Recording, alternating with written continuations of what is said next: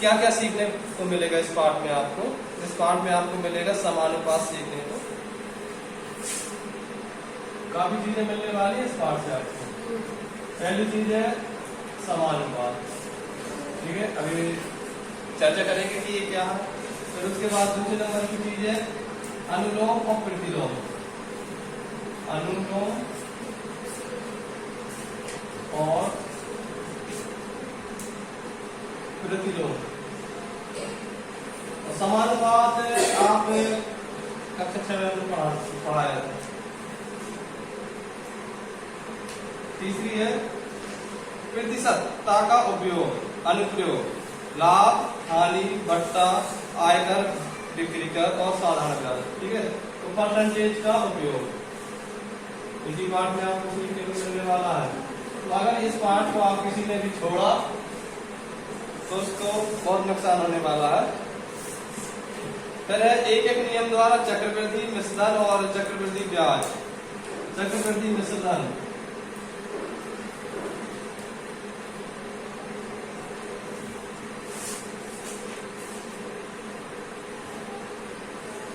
चक्रवृद्धि मिश्रधन और चक्रवृद्धि ब्याज। पिछले साल साधारण ब्याज वाले सवाल लगाएंगे, है ना। और इस बार चक्रवृद्धि। चक्रवृद्धि क्या होते हैं इसकी भी चर्चा करेंगे। फिर इसके बाद है चक्रवृद्धि मिश्रधन का सूत्र और उसका अनुप्रयोग। फिर सूत्र से लगाएंगे तो चक्रवृद्धि मिश्रधन का सूत्र और अनुप्रयोग। उस सूत्र से सवाल भी लगाते हैं। पहले बिना सूत्र के लगाएंगे, बिना सूत्र के दोनों चीज निकालना सीखेंगे, फिर सूत्र के हिसाब से निकालना सीखेंगे। और छठवीं चीज है टैक्स एवं टैक्स के प्रकार। कर, टैक्स को कहते हैं कर। कर अंग्रेजी में क्या बोलते हैं इसको? टैक्स, कर और कर के प्रकार। कर कितने प्रकार के होते हैं इसको भी जानेंगे। तो कितनी चीजें मिल रही है पाठ से? 6 चीजें।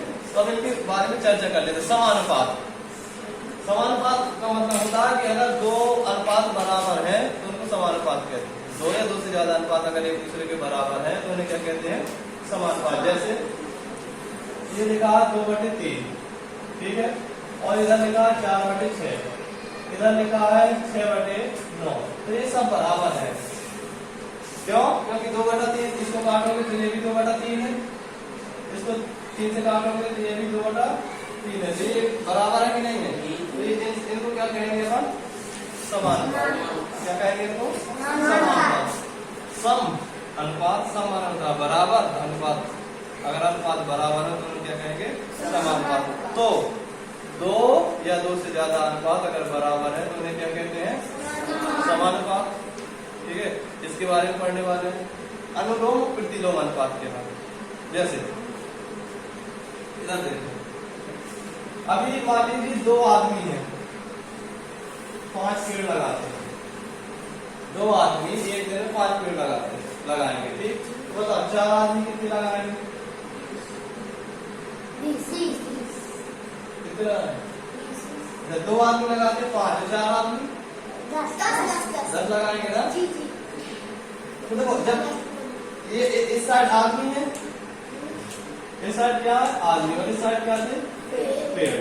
तो जब आदमी बढ़े तो पेड़ बढ़े नहीं बढ़े? तो इसको कहते हैं अनुलोम। जब एक चीज के बढ़ने पर दूसरी चीज बढ़े तो उसको कहते हैं अनुलोम। इसका उल्टा भी होता है। जब एक चीज बढ़ती है तो दूसरी चीज घटती है। वो कहाँ होता है वो भी देखते हैं। तो अनुलोम सब समझ में आया?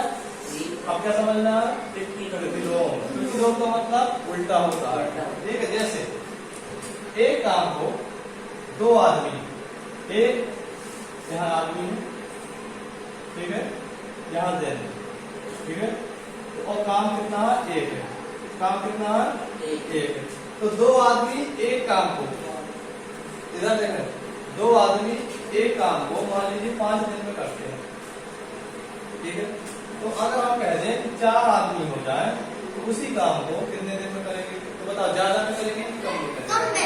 कम में करेंगे, मतलब आधे से 2.5 दिन में कर लेंगे कि नहीं कर लेंगे? सारा समझ में? तो जब एक चीज बढ़ी तो दूसरी चीज घटी, इसको कहते हैं प्रतिलोम। सारा समझ में? अनुलोम में क्या था?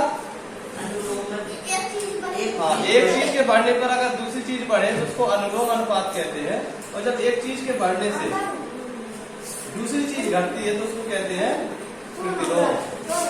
आगे समझ में? तो दो चीजें समझ में आ रही है कि नहीं आ रही है?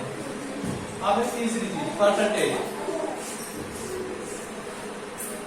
परसेंटेज का मतलब जानते हो?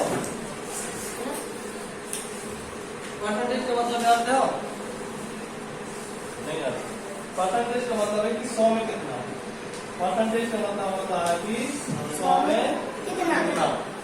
जैसे हम कहें कि आज 40% बच्चे आए हैं, इसका मतलब है कि 100 में कितने आए हैं? 40। अगर बच्चे 100 होते अपने स्कूल में तो 100 में कितने आए? 40। लेकिन अपने यहाँ पे बच्चे मान लीजिए कि अगर 20 ही है तो फिर कितने आए? 20 में बच्चा अपने हमारे 20 बच्चे पढ़ते हैं, ठीक, और आए हैं 10, 50% आए। तो 50% आए कि नहीं? 50 में कितने आए? नहीं, 100 में कितने आए? 50। इसका मतलब 20 में कितने आए? 10। इसका उपयोग सीखेंगे आगे समझ में। उसके बाद चक्रवृद्धि मिश्र धन। देखो, चक्रवृद्धि मिश्र धन और साधारण ब्याज मिश्र धन में क्या अंतर होता है? जैसे मान लीजिए कि किसी ने हमसे या हमने किसी से मान लीजिए 1000 रुपया लिया, 1 साल के लिए लिया, और 1 साल बाद हमने उसको 1050 रुपये लौटा दिया। तो जो लिया था वो था कर मूलधन, जो लौटाया है वो होता है मिश्र धन। ठीक, अब तो यहाँ पे 50 रुपया होता है वो क्या होता है? ब्याज। तो अच्छा, 1 साल का 50 रुपया ब्याज हुआ तो दो साल में कितना होगा? 100। तो अगर 2 साल बाद लौटाएंगे तो कितना लौटाएंगे? 1100 रुपये। तो इसको कहते हैं साधारण ब्याज। 100 रुपये जो आया वो क्या होगा? साधारण ब्याज। लेकिन एक बात बताओ, अगले साल हुआ था वो 1050, तो 50 रुपए का भी तो अगले साल ब्याज लगेगा कि नहीं लगेगा? अगर तुम 1050 1 साल में लौटाते तो 1050 लौटाते, लेकिन अब तुमने एक प्रकार से हमारा कितना रुपये लिया है? 1050 रुपये लिया, तो अगले साल 1000 का भी ब्याज लगेगा, 50 का भी ब्याज लगेगा। तो उसको कहते हैं चक्रवृद्धि ब्याज। जब ब्याज के ऊपर ब्याज भी लग जाए तो चक्रवृद्धि ब्याज, तो केवल रकम के ऊपर, केवल मूलधन के ऊपर जो शुरुआत में दिया उसके ऊपर अगर हमें कोई ब्याज देना पड़ता तो उसको क्या कहते हैं? साधारण ब्याज। ठीक, जो वापस करते हैं वो मिश्र धन। तो आगे समझ में कि नहीं आगे? तो इसको हम 2 तरीके से निकालेंगे, एक साल के बाद निकालेंगे। तो फिर उसके बाद एक सूत्र बताएंगे, सूत्र के हिसाब से लगाएंगे, फिर टैक्स बताएंगे। तो अब हम पार्ट की ओर चलते हैं।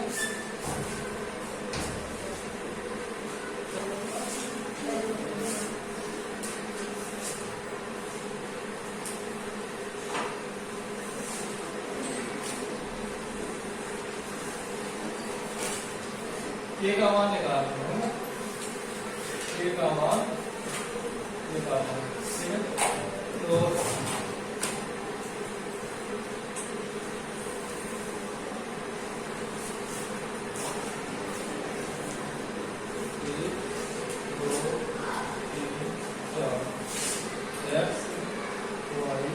के बराबर क्या है? x बराबर y, ठीक है।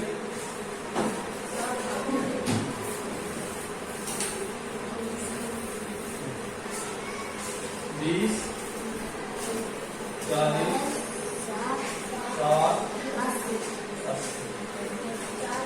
40 80 120 क्या दिक्कत है? कोई दिक्कत? देखो अब समझे, यहाँ ध्यान दें, x का मान कितना है? 20, y का मान कितना है? 40। तो k बराबर x बटा y निकालोगे के बराबर निकालना है, तो x बटा y है, x का मान है 20, y का मान है 40। इसको हल कर लेंगे, 10 से काट देंगे, 10 दूनी 20, 10 चौके 40, 2 एकम 2, 2 दूनी 4, कितना आया 1/2। आगे इसको तो सब लोग लगा सकते हैं, लेकिन हम 1/2 ही लिख दे रहे हैं। आगे समझ में ऐसे इनका निकालेंगे। दूसरी बात में के बराबर है 40 और नहीं x बराबर है 40, y बराबर कितना है 80। काट दे, 10 से काट दो, 10 में 4 है, 10 अट्ठे 80, 4 एकम 4, 4 दूनी 8, कितना आ रहा है 1/2। 60 एकम 60, 60 दूनी 120, 1/2। 80 एकम 80, 80 दूनी 160, 1/2। पहला सवाल किसी को लिखना है, देखो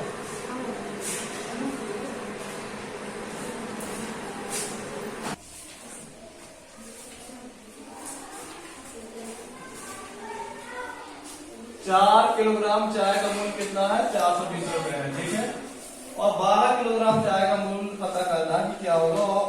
1000 होगा कि 760 होगा कि 1160 होगा कि 1260 होगा, ठीक है। इधर देखें, पहली बात तो तुम्हें ये चीज सोचनी है कि कौन से अनुपात का होगा, अनुलोम अनुपात का सवाल है कि प्रतिलोम अनुपात का सवाल। अब कैसे पता चलेगा कि बताओ 4 किलोग्राम में 420 है, 12 का पता करना है, तो बताओ 4 से 12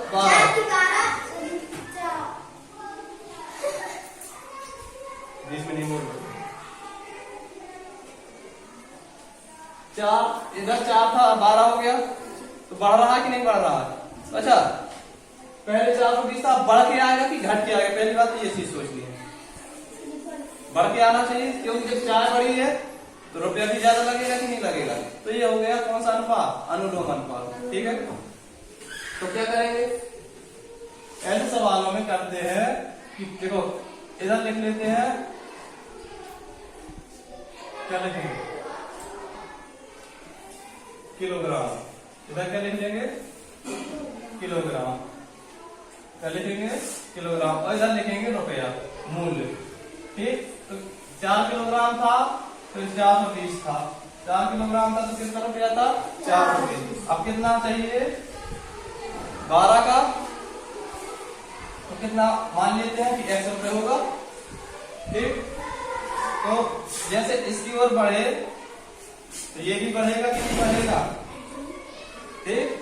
तो मतलब है कि 4:12, जो 4:12 का होगा वही अनुपात होगा 420 का और x का। आ रहा समझ में। अब ऐसे के लिए पार्षद सूत्र बताया था, जब दो अनुपात बराबर हो तो बाह्य पदों का गुणनफल बराबर मध्य पदों का गुणनफल। तो बाहर बाहर का गुणा कराएंगे और अंदर का गुणा कराएंगे। तो 4 का गुणा x में कराएंगे तो कितना हो जाएगा, लिखने का बार इसमें 16 बाह्य पदों का गुणा बराबर, ये बाह्य हो गए, बीच के मध्य पदों का, ठीक। तो बाह्य का 4 का गुणा x में होगा बराबर में 12 गुणा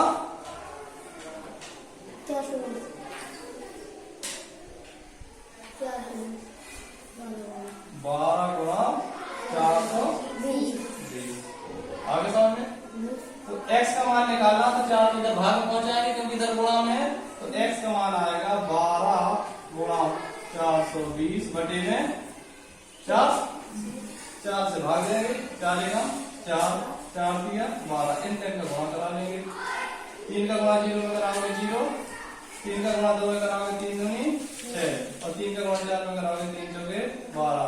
तो कितना आ गया 1260। आगे समझ में लगा दी। तुम्हें कैसे लगा?